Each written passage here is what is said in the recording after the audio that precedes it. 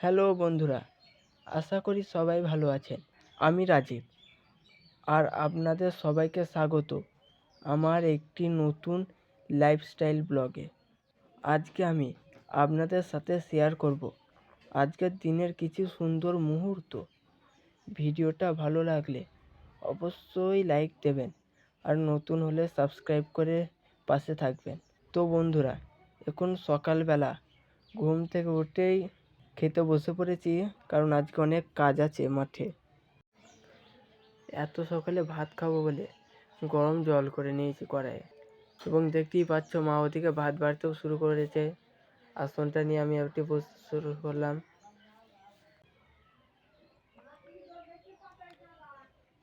এখন খাওয়া দাওয়া শুরু করলাম, দেখি কেমন খেতে হয়েছে। না বন্ধুরা, খুবই ভালো খেতে হয়েছে। খাওয়া দাওয়া শেষ বন্ধুরা, এখন বাইরে যাচ্ছি রোদে বসার জন্যে। দেখুন, ছাগলের বাচ্চাটা আমার আগে গিয়ে রোদে বসে আছে। দেখুন কত সুন্দর ছাগলের বাচ্চা হয়েছে। এখন খাওয়া দাওয়া শেষ করে বাইরের রোদে গিয়ে বসলাম, কারণ সকালবেলা খেয়েছি এই শীতকালের সময়, খুবই ঠান্ডা। তাই একটু দাদুদের সাথে বসলাম, এবং বসার পরে বাইরে গেলাম একটু সময় কাটাবো বলে, কারণ নিজের জন্য কিছুটা সময় রাখলে দিনটা ভালো যায়। দেখতে পাচ্ছ কত সর্ষে। তো এখন আমি জমি পানে যাচ্ছি দেখতে বাবু কত দূর কাজ করলো। বাবু বলল যে জমিতে এখন শশা লাগাতে হবে, মানে শশার বীজ, সেই জন্যে শশার বীজ কটা আনতে পাঠালো, এবং সাথে লাল শাকের বীজও ছিল।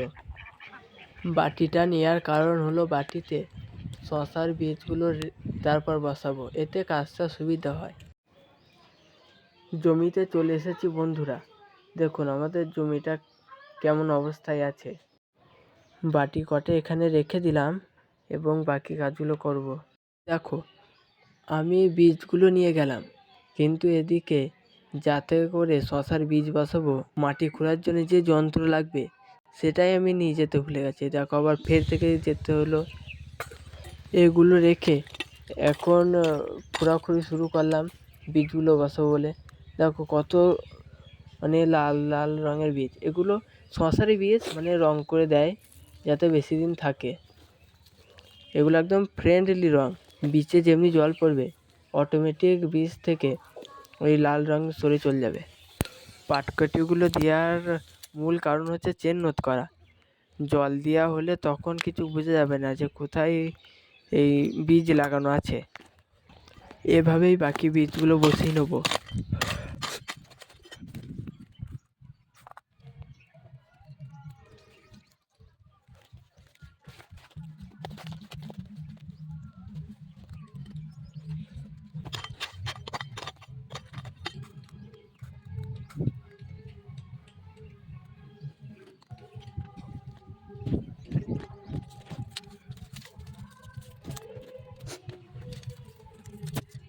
এখন জমিতে জল দেবো বলে পাইপ আনতে যাচ্ছি। দেখো বন্ধুরা, এই যাওয়ার পথে কুল গাছটা দেখলাম, দেখে মনে যেন খুব মিষ্টি কুল হবে। একটা পেরে দেখি, দেখো একদম কত সুন্দর রং হয়েছে। খেয়ে দেখি মিষ্টি কিনা। না বন্ধু, এই গাছের কুলটা একদম মিষ্টি, খেয়ে খুব ভালো লাগলো। চলো এবারটি পাইপটা আনতে যাও যাক।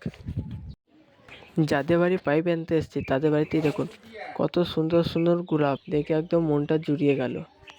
এই দেখুন যে পাইপটা নিয়ে যাব।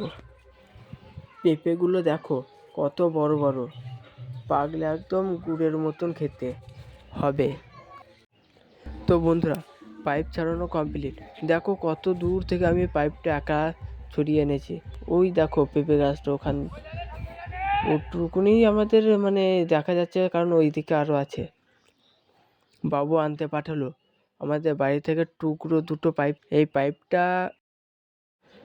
পাইপের টুকরো দুটো রেখে চলে গেলাম মিনির কাছে।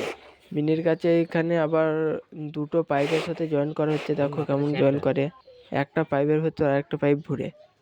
ওখানে জয়েন করে মোটর চালিয়ে চলে এসেছি। দেখো জমিতে। মাও চলে এসেছে ইতিমধ্যেই। আমি আর বাবুই একা কাজ করছিলাম। দেখে বাবু ভেন্ডি গাছ বসানো আছে এখানে, তাই সার দিচ্ছে। দেখো পাইপের সাহায্যে জমিতে কি পরিমাণই না জল আসছে।